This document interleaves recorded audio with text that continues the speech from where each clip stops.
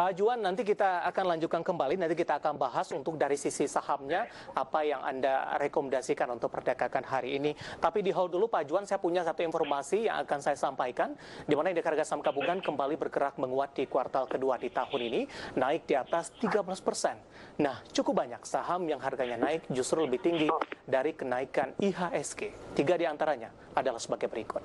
Di antaranya adalah ada Barito Pacific Tbk atau BRPT, di mana kinerja kuartal kedua ini mengalami penguatan di 118%.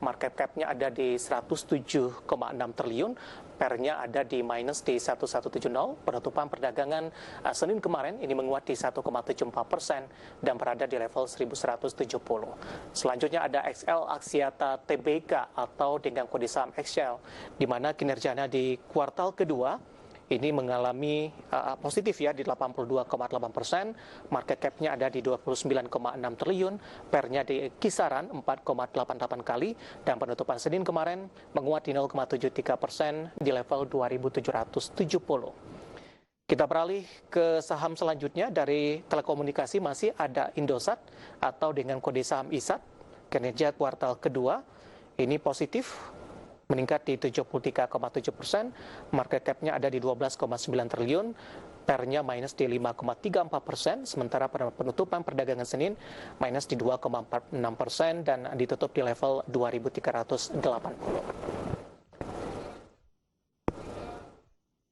Kita lanjutkan kembali perbincangan bersama dengan Bapak Juan Octavianus, equity analyst dari PT Pandin Sekuritas. Pak Juan masih bergabung bersama kami, Pak. Ya, Pak Juan, menyambung perbincangan kita tadi, strategi untuk memanfaatkan momentum pada perdagangan hari ini. Dari sisi sektor, kalau ada momen window dressing, biasanya lebih kepada saham-saham berfundamental baik, begitu Pak Juan? Iya, betul Pak. Nah, dalam sisi sektor, apa yang Anda rekomendasikan untuk perdagangan hari ini? Apakah perbankan masuk ke dalam list pertama Anda? Ya, jadi kalau untuk hari ini kita lihat sektor yang cukup baik itu adalah perbankan pertama, yang kedua consumer, dan yang ketiga itu adalah dari telco, Pak. Dan mungkin kalau kita lihat pada hari ini juga mungkin masih bisa masuk nih buat perdagangan harian ya. Ini bisa masuk buat sektor minyak nih, dikarenakan kalau kita dari harga minyak ini naiknya cukup signifikan ya 3% buat hari ini.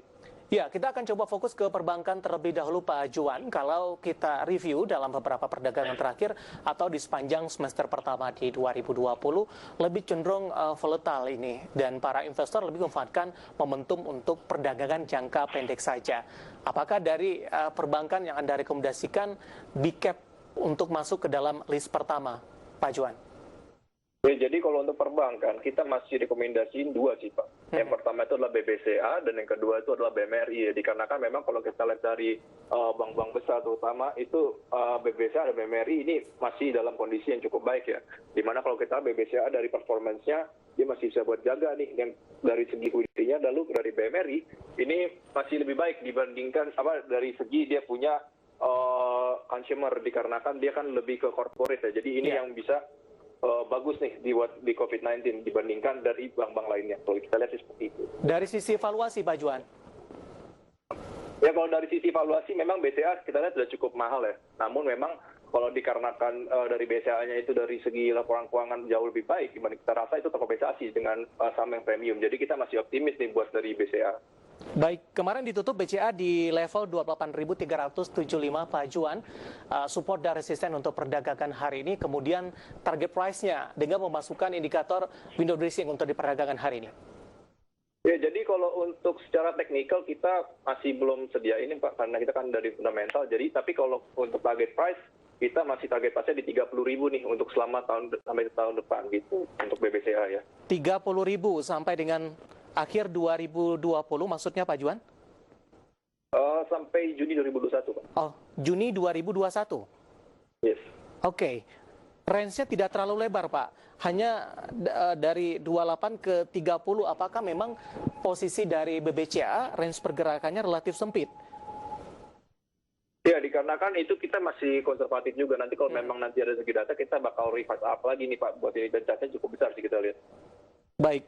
Untuk BMRI, Pak Juan, ditutup di 49.40 di perdagangan kemarin. Analisis Anda? Ya, jadi kalau BMRI kita juga masih cukup positif nih, di mana kalau kita lihat kan dari segmentasinya juga dari performance-nya ini sudah cukup baik kita lihat, maka kita buat target price itu di 5.600, Pak. Baik, di kuartal kedua, Pak Juan, ini beberapa sektor akan merilis kinerja mereka. Biasanya perbankan lebih awal ini, Pak Juan. Bagaimana Anda melihat posisi kinerja mereka di kuartal kedua di 2020 ini? Apakah ini akan menekan laju dari perbankan meskipun dalam jangka pendek, atau para investor sudah memperkirakan memang di kuartal kedua perbankan akan mengalami tekanan cukup dalam dari sisi kinerjanya? Nah, jadi kalau untuk kuartal kedua, memang kalau ekspektasi dari pasar dan juga dari kita melihat bahwa ini kan dari bulan COVID-nya itu kan kalau Indonesia dari bulan Maret ya, which is jadi bulan April, Mei, Juni ini adalah angka realisasi yang benar-benar memberikan dampak nih dari COVID-nya. Jadi kita lihat buat dari kuartal 2 kemungkinan bakal lebih buruk nih di kuartal 1. Nah, ini yang makanya kita tadi bilang bahwa dari pasarnya sendiri sebenarnya ekspektasi recovery buat dari stimulus, namun di satu sisi mereka watch and see nih bahwa dari kuartal 2 datanya sepertinya gimana nih, akan seturun apa dibandingkan dari kuartal 1 dan juga tahun lalu gitu. Baik, BBCA dan BMRI hari ini lebih direkomendasikan dengan memanfaatkan momentum kemungkinan terjadinya window dressing. Pak Juan, tadi dari informasi yang kita sampaikan, ada beberapa saham yang harganya justru mengalami kenaikan lebih tinggi dari indeks harga saham gabungan yang lebih cenderung tertekan nih Pak, terutama di kuartal kedua tahun ini. Tadi ada BRPT, kemudian juga ada XL, kemudian juga ada ISAT. Bagaimana Anda melihat ketiga saham ini, Pak Juan, dengan kenaikan signifikan di kuartal kedua? Apakah masih ada peluang untuk ambil posisi di perdagangan hari ini juga memanfaatkan momentum window dressing untuk hari ini? Ya, jadi memang kalau kita lihat dari ketiga saham ini, dari BRPT, XL, dan ISAT, sahamnya juga lumayan gede ya buat market cap-nya ya. Cuman kalau untuk dari ketiga ini, kita lebih merekomendasikan XL sih kalau buat untuk masuk pada hari ini, dikarenakan yang pertama dari BRPT sendiri sebenarnya dari data kuartal satunya buat dari performance laporan keuangannya ini kurang baik ya, dikarenakan biarpun dari harga minyak cukup tertekan nih sebagai bahan bakunya 80%, namun dari segi harga dari penjualan atau produknya itu jauh lebih turun lagi. Jadi itulah yang menyebabkan dari penurunan dari kinerjanya. Jadi kita sebenarnya untuk BRPT kita masih tahan dulu nih, maksudnya kita masih wait and see dulu. Nah, kalau untuk Excel kita masih lebih suka nih, dikarenakan memang dari sentimennya juga ini lebih pro ke telco, dimana kalau kita lihat dari segi performa ini udah lebih positif begitu satu, dan ini performanya dikarenakan dari segmen datanya yang meningkat dan juga dari kontribusi terhadap pendapatan CPI juga meningkat. Jadi ibaratnya dari seluruh segmennya itu meningkat pada saat pandemi ini. Baik, artinya ini ketika pandemi bergulir begitu beberapa bulan terakhir, apakah XL kemudian juga atau saham-saham di sektor yang sama ini tidak akan mengalami tekanan yang cukup dalam Pak dibandingkan beberapa sektor lainnya yang sensitif dengan kondisi pandemi saat ini?